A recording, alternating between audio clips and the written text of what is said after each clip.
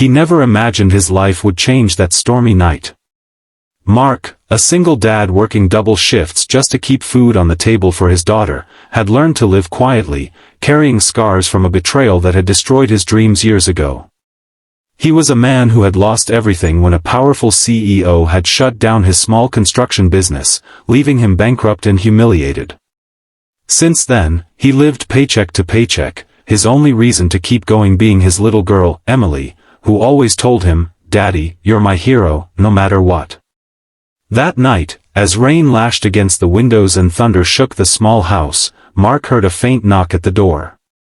He opened it to find a woman collapsed on his porch, bruised, her clothes torn, her eyes swollen with fear.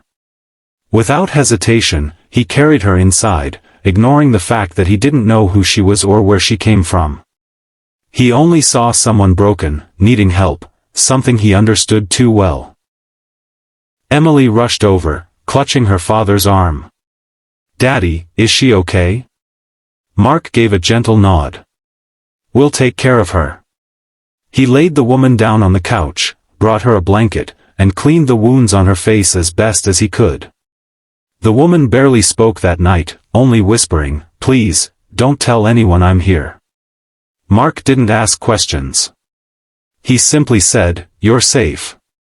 Days passed. The woman, who introduced herself only as Claire, remained quiet, rarely speaking, but slowly warming up to Emily's innocent kindness. Emily would bring her tea, tell her stories about school, and even draw pictures for her. Mark couldn't help but notice how fragile Claire seemed, yet behind her silence was a kind of strength, as if she was hiding a life far bigger than she was willing to share. It wasn't until a week later, when Mark turned on the TV, that the truth hit him like a bolt of lightning. The news anchor's voice was sharp, announcing, "Breaking news. CEO Claire Whitmore has vanished after a boardroom scandal and alleged attack.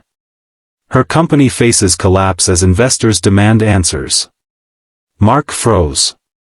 Claire Whitmore. The same woman who had once shut down contracts with his construction firm years ago, crushing his livelihood, leaving him jobless, and forcing him into the life of janitorial work just to survive. He stared at her in disbelief. The woman lying on his couch, the one his daughter had hugged and cared for, was the very person he had hated for years. Anger surged through him. Memories of losing his business, begging banks for mercy, facing the humiliation of friends who turned their backs, it all came flooding back. He wanted to throw her out, to scream, to tell her she had no right to be in his home.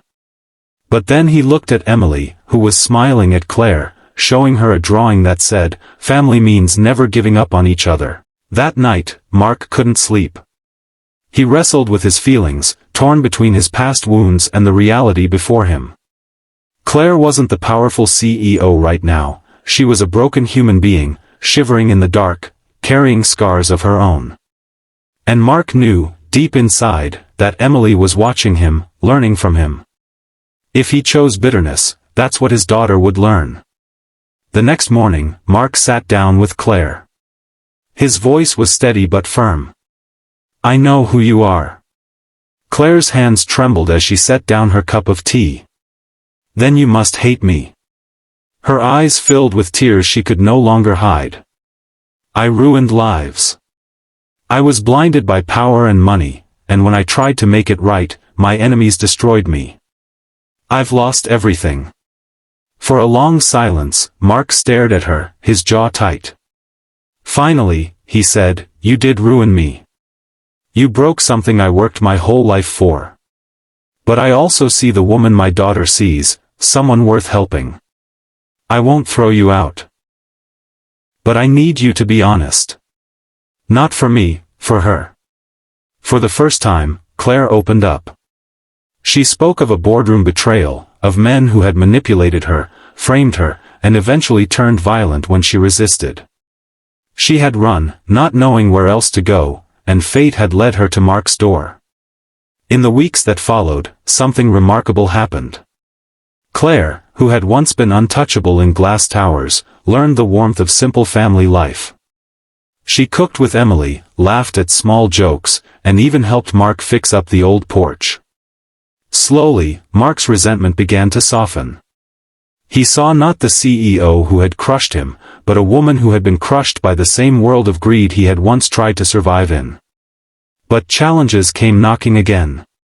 One evening, dark cars pulled up outside. Men in suits came demanding Claire return with them, claiming she was a criminal who had stolen from her own company. Mark stood in front of them, fists clenched, protecting her. "She's not going anywhere until she's safe." The men threatened him, but Mark didn't back down. His courage was enough to buy time for Claire to call her one true ally, a lawyer who had been trying to expose the corruption inside her company. What followed was a tense battle of truth against lies. Courtrooms, headlines, and sleepless nights. Through it all, Mark stood by her, not because he had forgotten the past, but because he had chosen a better future. And Emily, with her innocent wisdom, reminded them both what really mattered: forgiveness, family, and courage. In the end, the truth was revealed.